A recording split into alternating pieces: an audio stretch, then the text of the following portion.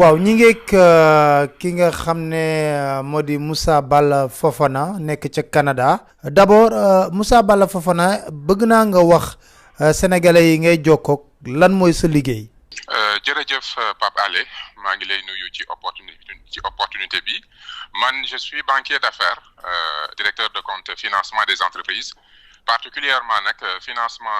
transaction yi may lijjanti mooy lépp luy jënd ak jaay diggante ay entreprise mooy fusion acquisition des entreprises. waaw ci loolu mu am benn coow bu am ci diggante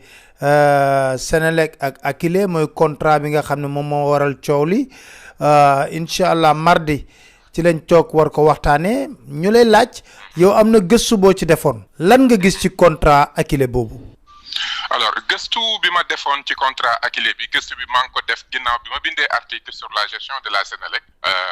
ma jot ay cadres yoo nga xam ne dañ ma jox quand même pas mal d'informations gëstu bi ma ci def mooy li ma njëkk a jaaxal mooy dañ ne ñu ne Akilee filialu Senelec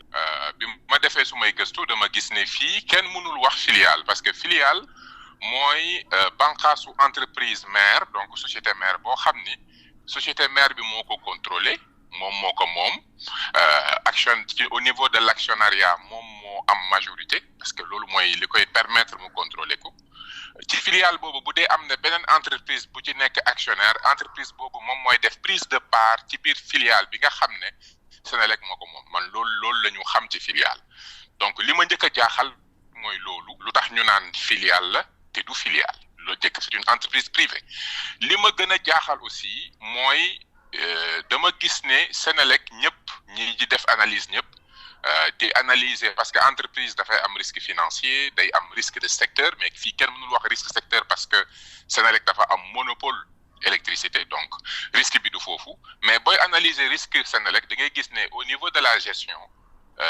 lu jaadu la structure de gestion bi mënoo di gérer production di gérer réseau di gérer commercialisation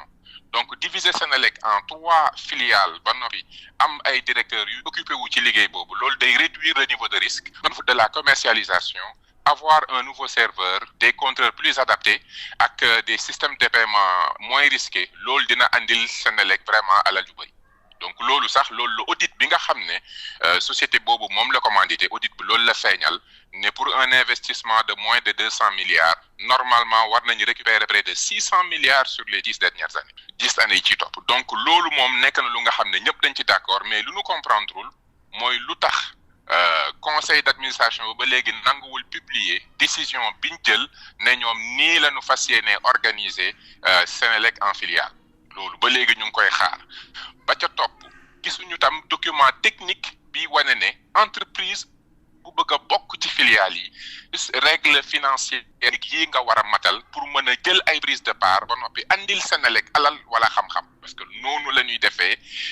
diviser entreprise en filiale ba noppi dugal ay entreprise privée yoo xam ne ay prise de part la ñuy def minoritaire mais Senelec mooy rester majoritaire donc loolu mooy li normal ñun nag li ñu jaaxal mooy naka la entreprise boo xam ne chiffre d'affaires am en 2017 motul 1 milliard motul sax 900 millions naka la entreprise boobu mën a ñëwee ne moom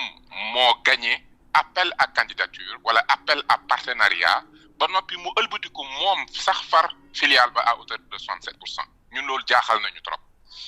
ba noppi liggéey bii ñu ne dañ ko bëgg a sant Akilee même bu dee dañ ko jox noonu rek ci yaa ma neex parce que contrat amul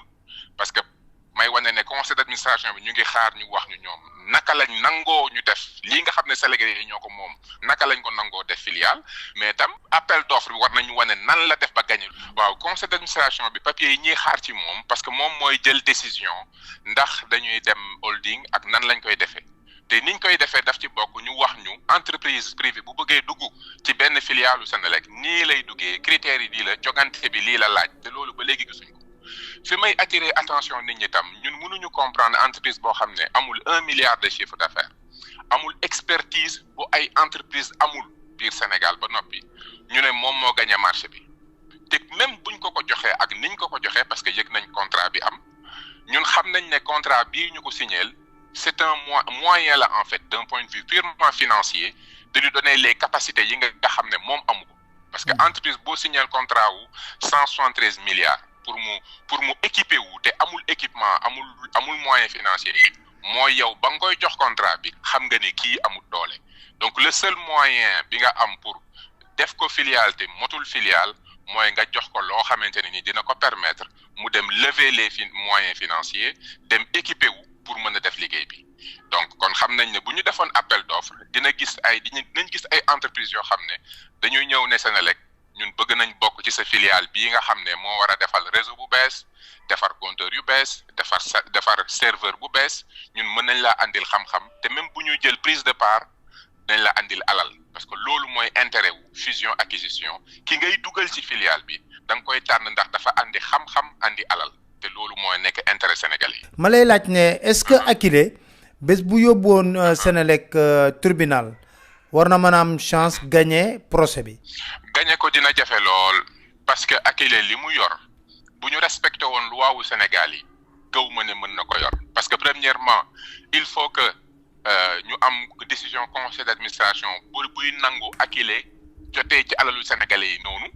parce que Akilee mënul nekk filiale du filiale. Deuxièmement contrat bi normalement war na jaar appel d'offre parce que on parle quand même de 187 milliards et quelques là donc loolu dafa war a am fu mu war a jaar donc contrat bi ni ñu ko amee rek non seulement respecte wul les règles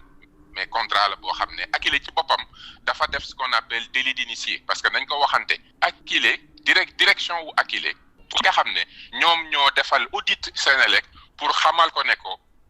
boo organiser Senelec en filiale ba noppi filiale bii nga def ci serveur bu bees def ci compteur yu bees mooy ce qu'on appelle l'infrastructure numérique boo ko defee pour un investissement de 200 milliards di nga gagner près de 600 milliards donc munoo bokk ci yow assistance à la maîtrise d'ouvrage ba noppi assister nit ki pour mu étudier ba noppi nga ëlbati ko yow di concurrence yeneen entreprise yi parce que concurrence déloyale lay doon parce que tu as été un initié da nga def étude bi la nga ca xam kenn xamu ko la nga ca xam waa Senelec sax xamuñu ko donc munoo ëlbati ko yow di bokkaat loolu moom foofu rek wane na ne Akilee ba ñu lancé woon nañ appel d'offre pour contrat Akilee ci boppam warul woon a bokk donc moo tax ma ne la même bu Akilee demee tribunal dafa am élément yu bëri yoo xamante ne nii dafa jaarul yoon ba noppi contrat bi ci boppam contrat bi Senelec jox Akilee dafa nekk lu doy waar ndax nag nit ñaa ngi naan contrat 183 milliards bi mooy li doy waar mais Pape Alé dama lay ni xamal ne li doy waar du contrat boobu rek li doy waar te mooy objectifu Akilee mooy xam na ne bés bu amee contrat boobu ba jënd compteur yi mu bëgg a jënd ba dem lever crédit dans le milieu bancaire ba jënd lim soxla yëpp non ci biir contrat bi ma gis éléments yi ñu ma wan moom actif bi c'est-à-dire que moom mooy moom matériel bi da ciy am droit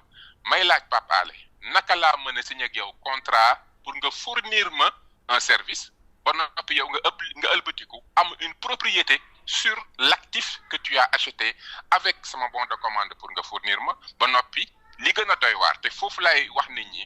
bu leen fàtte ne 200 milliards yi Senelec di investir à travers ce bon de commande objectif bi c'est capter près de 600 milliards 600 milliards yooyu suñ ko capter ci biir Akilee bu leen fàtte ne actionnaires yi nga xam ne ba léegi xamuñ ñan la te moom 67% Akilee ñoom ñoo am droit à 67% des bénéfices des 600 milliards qui doivent rentrer dans Akilee dañu war a xam ne foofu la wax ji nekk parce que bi ñu defee audit bi dañ ne filiale bii buñ ko sampee dina capter 600 milliards pour un bénéfice pour un investissement de 200 milliards 200 investissement yooyu mooy bon de commande compteur yu bees yi nga xam ne ci xaalisu sénégalais yi lañ ko nar a fayee waaye Akilee moo nar a nekk propriété actif bi ba noppi capter 600 milliards de rentrée yi nga xam ne c'est des économies ba noppi moom ci 67% may laaj ndax l'opportunité d'une telle décision nekk na lu pertinent lu nit mën a nangu lii moo lay wan ne le contrat bi foo ko mënti jëlee depuis l'audit délit d'initié dafa am depuis le conseil d'administration xamuñu les orientations qui ont été définies DG Senelec mënut a lancer appel d'offre mënut a lancer appel à partenariat te waxul ne partenaire bi critères yi la war a répondre ba noppi mënut a lancer appel d'offre de 183 milliards ba noppi te deful appel d'offre wax ne kii moo war a bokk ba noppi man mënuma comprendre que investir 183 milliards mu nekk dépense booy def au nom des Sénégalais ba noppi ñu ëlbatiku ñu ne ci biir contrat bi Akilee moom compteur yi te Akilee moom 67%. donc li may wax mooy entreprise boo xam ne